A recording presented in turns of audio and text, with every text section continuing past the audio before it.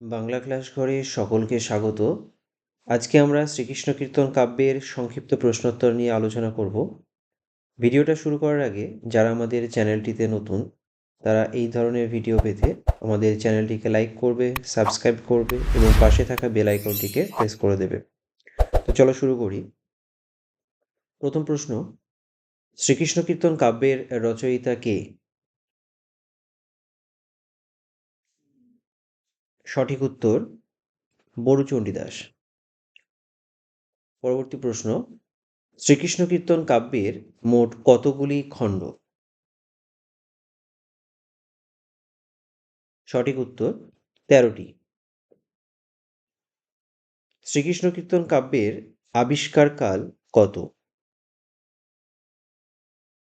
সঠিক উত্তর ১৯০৯।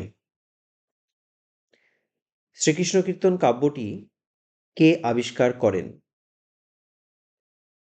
সঠিক উত্তর বসন্ত রঞ্জন রায়। শ্রীকৃষ্ণ কীর্তন কাব্যের মোট পদ কতগুলি? সঠিক উত্তর ৪১৮টি। শ্রীকৃষ্ণ কীর্তন কাব্যের প্রকৃত নাম কি? সঠিক উত্তর শ্রীকৃষ্ণ সন্দর্ভ। শ্রীকৃষ্ণ কীর্তন কাব্যটি কোথা থেকে আবিষ্কার হয়?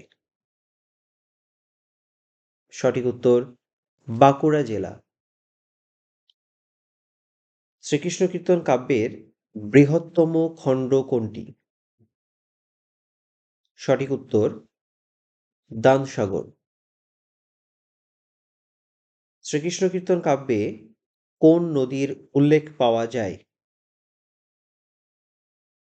সঠিক উত্তর যমুনা। শ্রীকৃষ্ণ কীর্তন কাব্যের কাহিনী কোন ঋতুতে সমাপ্ত হয়? সঠিক উত্তর শরৎকাল। শ্রীকৃষ্ণ কীর্তন কাব্য কোন শতকের সাহিত্য? আনুমানিক চতুর্দশ শতকের সাহিত্য। শ্রীকৃষ্ণ কীর্তন কাব্যের ক্ষুদ্রতম খণ্ড কোনটি? সঠিক উত্তর জন্মখণ্ড। শ্রীকৃষ্ণ কীর্তন কাব্য কোন রাগে সবচেয়ে বেশি পদ রচিত? সঠিক উত্তর পাহাড়িয়া রাগে। শ্রীকৃষ্ণ কীর্তন কাব্যে কতবার বড়ু চণ্ডীদাসের ভণিতা ব্যবহৃত হয়েছে? সঠিক উত্তর ২৯৮ বার। শ্রীকৃষ্ণ কীর্তন কাব্যে কোন রাজকুমারীর পরিচয় পাওয়া যায়?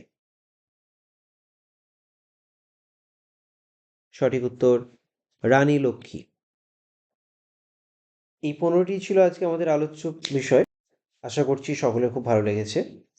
যদি ভালো লেগে থাকে ভিডিওটা প্রত্যেকে বেশি বেশি করে শেয়ার করে দেবে। ধন্যবাদ।